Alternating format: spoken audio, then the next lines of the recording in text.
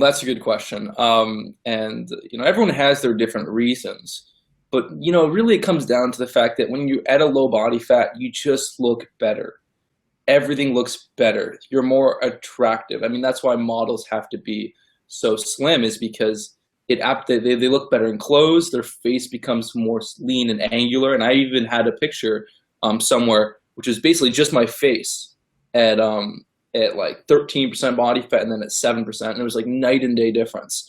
You just get more of that. You get more like the jawline, more of the angular look.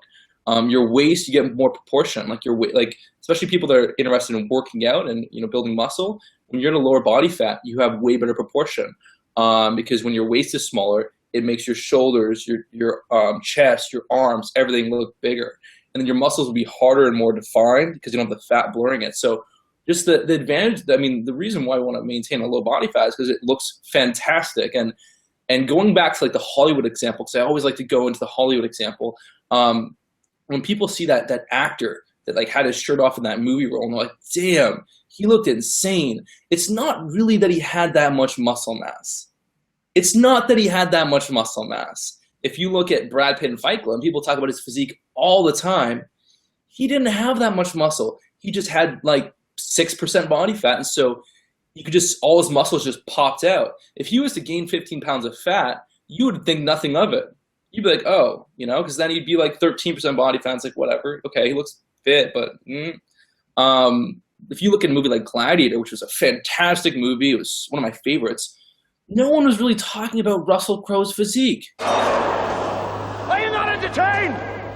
Are you not entertained? No one cared. Like he looked like he took on the role. He had some muscle, but like he was like 15% body fat or something. So no one really cared. But then if you look at like Brad Pitt, he probably had the same amount of muscle development, but just he was at 8%. So it was night and day difference. Another huge benefit of being very lean is it will make you more athletic. When you get rid of all the extra fat, you'll be able to sprint faster, jump higher. You'll be able to better handle your body weight. So stuff like muscle ups and one-arm chin-ups are easier. If you look at some of my videos, in order for me to do one-arm chin-ups or even 2 one-arm chin-ups per arm, I had to have that body fat down like to 8% or less. Otherwise, it's just the relative strength isn't there. And that's why gymnasts and sprinters and Olympic athletes all are very, very lean, because they're more powerful. They're able to express their power more effectively relative to their body weight when their fat levels are extremely, extremely low.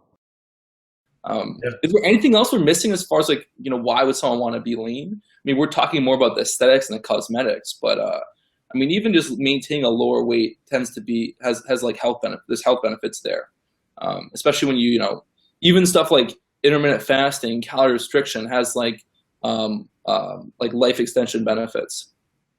Yeah, that's true. And also, if you have low body fat, you can gain muscle and look decent year round. Because if you start your bulk when you're 8%, you can just gain size and muscle until you hit like 12% body fat, and you're still gonna look good in that range. And you can then drop back to 8 or 9. But if you start bulking when you're over 13, you're gonna look horrible.